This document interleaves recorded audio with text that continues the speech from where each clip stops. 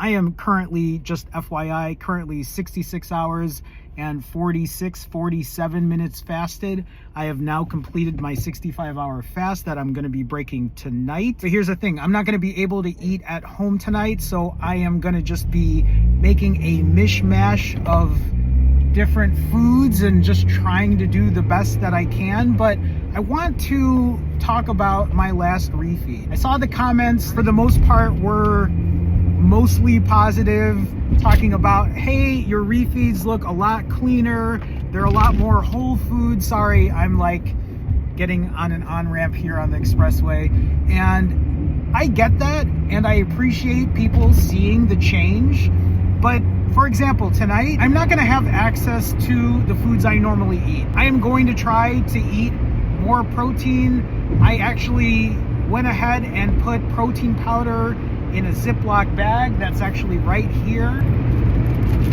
I brought a protein bar. I have a banana. So these are hacks. These are ways to help me get the foods that I want in me, to get my macros. But at the same time, I'm gonna point this out. Just because I'm eating more vegetables and more whole foods, it isn't because I am forcing it down. I actually genuinely want to eat these foods. These foods are tasty to me. People might think cottage cheese is disgusting, but it isn't. Not for me. I actually enjoy it. When I had Greek yogurt in that last video, Greek yogurt is not a favorite of mine, but I know that it has good probiotics, prebiotics. I'm not exactly sure, but I know it's good for the gut.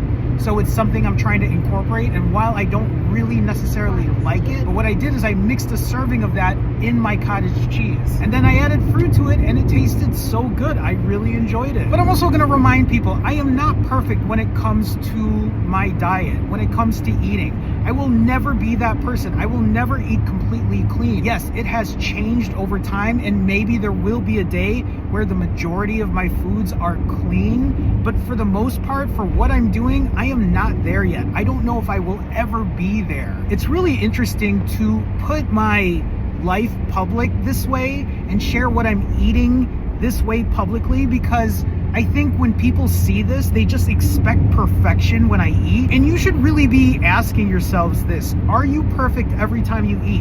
When you go to a wedding, do you eat the most perfectly? When you go to a party, do you eat the most perfect foods? Maybe you do, and if you do, you know what? Good for you. I love that for you. That's great. But some of us, we can't do that. We're not that person. That's not who some of us are. I want to remind people, when it came to eating vegetables, I was so much older. I was in my late 30s. I was 39, 40 when I actually started to enjoy eating salads and eating other vegetables. Where I'm at now is a huge progression from where I was at before. So for anybody who is thinking about eating better, who wants to add more protein in your diet, who wants to add more dietary fiber, please do so. I think it would be great if you were able to do that, but at the same time, I want you to remember that if you are forcing it down, this cannot be something that can be sustainable. Sorry, I'm in the suburbs now. It's super dark here, but this is my life. There are gonna be some days where I eat clean. There are gonna be some days where I don't eat clean at all. There are some days I'm gonna be going out after a 65-hour fast. I'm gonna break with beer. I'm gonna break with pizza. I'm gonna break with whiskey. I'm gonna break with sushi. I'm gonna break with Korean barbecue.